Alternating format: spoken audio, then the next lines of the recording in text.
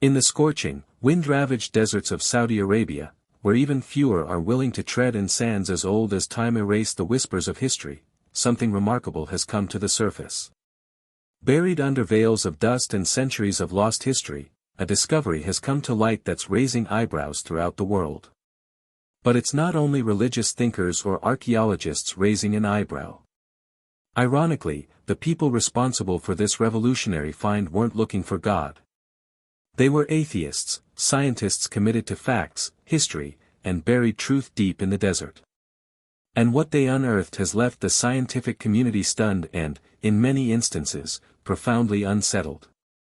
Before we go any further, take a moment to subscribe to our channel. We present amazing stories where science, religion, and ancient archaeology all meet in ways you never thought possible.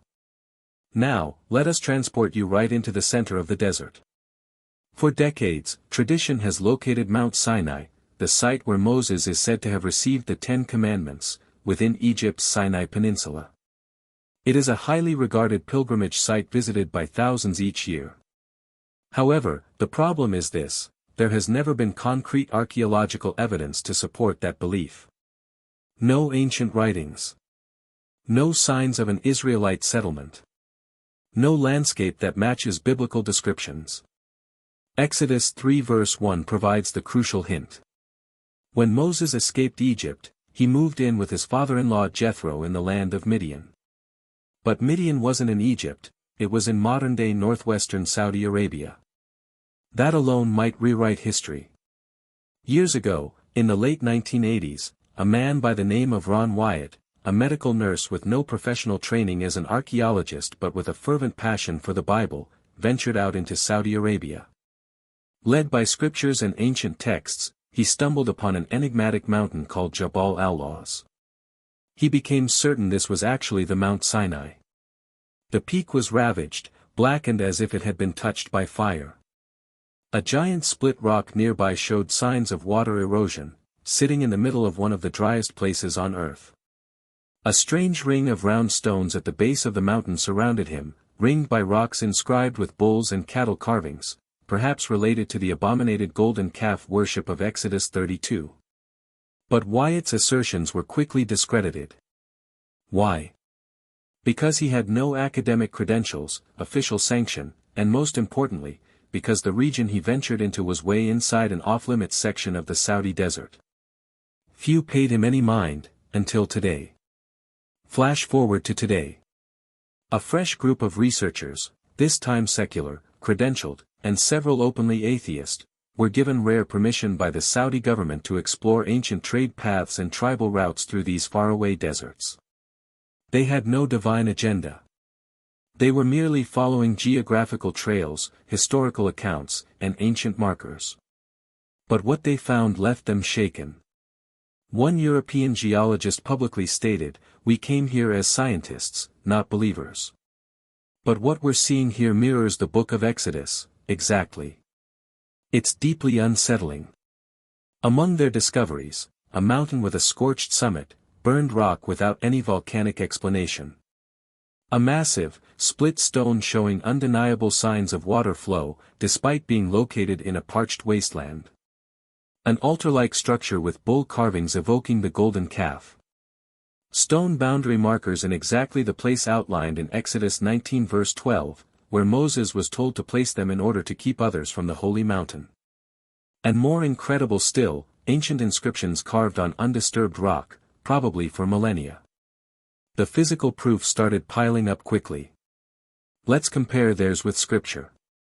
Exodus 17 verse 6 states, "Behold, I will stand before you there on the rock in Horeb, and you shall strike the rock, and water shall come out of it, that the people may drink."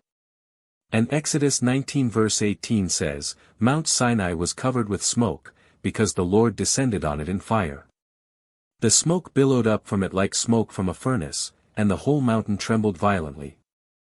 These are no longer mere stories. We now have actual, concrete features, charred mountaintops, fractured rocks with running water marks, and altars reflecting the biblical record, almost word by word. And it's not only believers attesting to this. It's scientists who came as skeptics and departed speechless. One research scientist later penned a chilling post: "Everything we thought we knew has been flipped upside down. We came to disprove myths. Now we can't sleep at night." What would make an atheist scientist admit something like that? So why isn't this earth-shattering discovery news worldwide? Several reasons.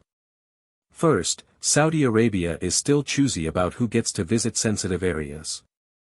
Their own history is steeped in Islamic heritage. Emphasizing a place that upholds Jewish, and therefore Christian, scripture might breed political and religious upheaval.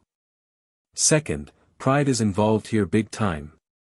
Scholars for decades have made the claim boldly that Mount Sinai is located in Egypt. To acknowledge otherwise is to admit a grievous mistake. Tourist industries, textbooks, and documentaries would all require significant overhauls. And third, some just don't want the Bible to be confirmed. But as Jesus is quoted in Luke 19 verse 40, "If they keep quiet, the stones will cry out." And maybe that is exactly what's occurring at this moment. Even the Saudi regime appears to be taking notice. They're reportedly fencing the mountain and installing surveillance systems around it, perhaps to monitor access or protect the site. So, the million-dollar questions now: will further excavations be allowed? Will the international academic world accept the increasing evidence? Or will the reality stay buried, as it has for centuries under desert dunes? One Swedish researcher who walked the site remarked, "You don't need to believe in the Bible to realize something extraordinary happened here. The stones speak. The carvings witness. The mountain carries the scars." Psalm 85 verse 11 says, "Truth shall spring out of the earth, and righteousness shall look down from heaven." And that may be exactly what we're witnessing, a truth rising from the dust of an abandoned mountain in Saudi Arabia. This site, long disparaged as a hollow and lifeless place, could very well be where God encountered Moses. Where divine flames burned the earth. Where the 10 Commandments were delivered, remaking the course of human history. This is more than just a history. This is a story of truth. And sometimes that truth comes in the most unexpected places, even from atheists. We may be seeing the start of something historic. If this mountain is indeed Mount Sinai, then not only does it authenticate a religious belief, it proves the Bible is a historical account, correct to the stone. What follows next? Only time will tell. But one thing is certain: the desert speaks. The mountain calls. And even the skeptics are left with no answers. Don't let this tale go into obscurity. Like, subscribe, and share this video so that people can learn what the world is only just beginning to discover. Let's keep seeking this truth, together. Because the past isn't history. It's evidence. Until next time, remain curious, remain faithful, and keep looking to the horizon. The truth is out there, hidden, but waiting to be discovered.